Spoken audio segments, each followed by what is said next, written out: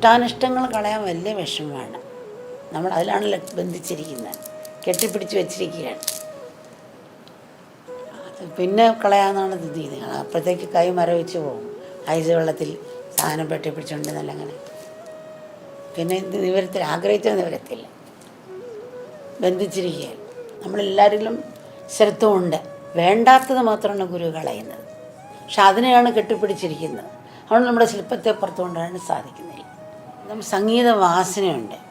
ഇപ്പം പാട്ടുകാർ കേരളത്തിൽ യേശുദാസും അങ്ങനെയൊക്കെയുള്ള മക്കളാണ് പാട്ടുകാരെ പറയാം. യേശുദാസിൻ്റെ മോനാണ് പാട്ട് പഠിക്കാതെ പാടാനൊക്കത്തില്ല. വാസന സംസ്കാരം അച്ഛനെ കാണുമായിരിക്കും. എന്നാലും സംഗീതം പഠിക്കാതെ പാടാൻ പറ്റത്തില്ല. അപ്പോൾ പഠിക്കുന്നുണ്ടല്ലോ. അങ്ങനെ നിത്യ സാധകം ചെയ്തിട്ടാണ് മറ്റുള്ളവരെ പഠിക്കേപ്പിക്കുക. അതുകൊണ്ട് തനിക്ക് മറ്റുള്ളവർക്കും ആസ്വാദനകരമാക്കി മാറ്റി. അപ്പോൾ നമ്മളിലെല്ലാം സംഗീത വാസന ഉണ്ടെങ്കിലും നമ്മളിങ്ങനെ നിരന്തരം അഭ്യസിച്ചാൽ മാത്രമേ നമുക്കും പ്രായോഗികമാക്കി ചെയ്യാൻ സാധിക്കുകയുള്ളൂ. ഒരു ഇൻ്റർനാഷണൽ സ്റ്റേഡിയത്തിൽ സംഗീതം നടക്കുകയാണ്. കേൾക്കാനായിട്ട് അച്ഛനും മോനും കൂടെ പോയി ഇരിക്കുകയാണ്.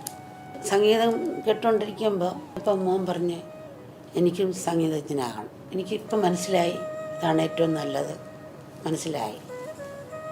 അപ്പം നിങ്ങൾക്ക് ഏത് സംഗീതം പഠിക്കാനാണ് ഇഷ്ടം? വയലിൻ പഠിക്കാനാണ്? ഓ അതോ, എത്രയോ നാളെടുക്കും അത് പഠിക്കാൻ.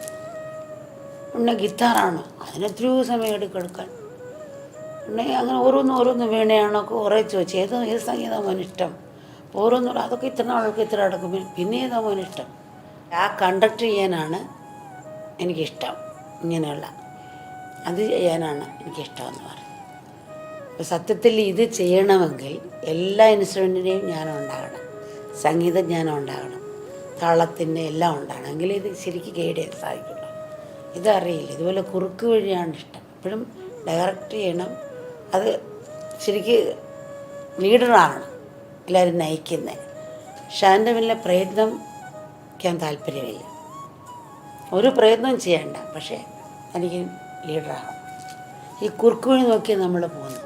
ശിഷ്യനാകാൻ ആർക്ക് താല്പര്യമില്ല, പ്രയത്നിക്കാൻ താല്പര്യമില്ല. ഗുരുവാകാനാണ് താല്പര്യം. പ്രയത്നിക്കേണ്ട, ഗുരുവാകണം. അപ്പോൾ ആ ഒരു രീതിയിലാണ് നമ്മൾ തുഴയുന്നുണ്ട്. പക്ഷെ കെട്ടിക്കിടക്കുകയാണ് നമ്മുടെ മനസ്സ്. ഭൗതിക കാര്യങ്ങളിൽ ബന്ധിച്ചിരിക്കുന്ന കെട്ടിക്കിടക്കുന്നുണ്ട്. എത്ര തുഴഞ്ഞിട്ടും അക്കരയ്ക്ക് നമുക്ക് എത്തുന്നില്ല. ഗുരു ഒരു ബൂസ്റ്റർ റോക്കറ്റ് പോലാണ്. നമ്മൾ ഈ ഭൂമിയിൽ ഇങ്ങനെ ആകർഷണം വിടാതെ കറങ്ങിയിരിക്കുകയാണ്. എല്ലാവരും ബന്ധിച്ച് പിടിച്ച് ഗുരു വന്ന ബൂസ്റ്റർ റോക്കറ്റ് നമ്മളെ കരങ്ങളിലേക്ക് ഉത്തരിക്കുകയാണ്. അനുഭവിച്ചവൻ, അറിഞ്ഞവൻ, അവനെയാണ് നമ്മൾ ഗുരുവായി സ്വീകരിക്കുന്നത്. അവർ കാണിച്ചു തരുന്ന പാത നമ്മൾ പിന്തുടരുന്ന മാതൃക. അവർ ഒഴുക്കുള്ള നദിയിൽ കൂടെ യാത്ര ചെയ്യുന്ന പോലാണ്. കുറച്ച് തുഴഞ്ഞാൽ മതി. ഉള്ളം കഴിയിലെ നെല്ലിക്ക പോലെ പ്രപഞ്ച സത്യത്തെ അവർ അറിഞ്ഞിരിക്കുന്നതാണ്. ചെറിയ ഭൂമികോളം കണ്ടാൽ ലോകം മുഴുക്ക ഭൂമികോളത്തിലുണ്ട്. നമ്മുടെ വീട് നോക്കി അതിനകത്ത് കാണത്തില്ല, പക്ഷെ അതിലുണ്ട്. അപ്പം അതുപോലെ എല്ലാവരിലും ആത്മാവിനെ കാണുക, എല്ലാത്തിലും ആത്മാവിനെ കണ്ട്. ചോറ് വെന്തോ നോക്കാൻ എല്ലാ അരിയും എടുത്ത് നോക്കണ്ടല്ലോ. പൈപ്പായ ടാങ്കിലെ വെള്ളം മുഴുക്ക് ലോകത്തിലേക്ക് കൊടുക്കാം. ഹീറോ ആകാനാണ്. തൻ്റെ 10 സെൻറ്റ് തൻ്റെ എല്ലാം വിടുമ്പോൾ പിന്നെ ലോകം മുഴുവൻ തൻ്റെതായതുപോലെ ഞാനതിൻ്റെ നിന്ന് വിട്ടു. ആ ഒരു ഭാവത്തിൽ പിന്നെ ലോകത്തിൻ്റെ സ്വഭാവം. അവർ ലോകത്തിൽ ജീവിക്കുന്നെങ്കിലും അവർ തന്നിൽ തന്നെയാണ്, ലോകത്തിലല്ല. വെള്ളത്തിലെ വെണ്ണ പോലാണ്. അവരൊന്നിലും ബന്ധിക്കുന്നില്ല. അവരുടെ കർമ്മവും അവർ കർത്തൃത്വബോധം ഇല്ലാത്തതുകൊണ്ട് അവർ ബന്ധിക്കുന്നില്ല. ഇപ്പോൾ കൃഷ്ണൻ അർജുനോട് പറയാത്ത ലോകത്തിലും അർജുന നേടാനൊന്നുമില്ല, എന്നാലും ഞാനിതാ കർമ്മം ചെയ്യുന്നു. കർമ്മയോഗമാണ്.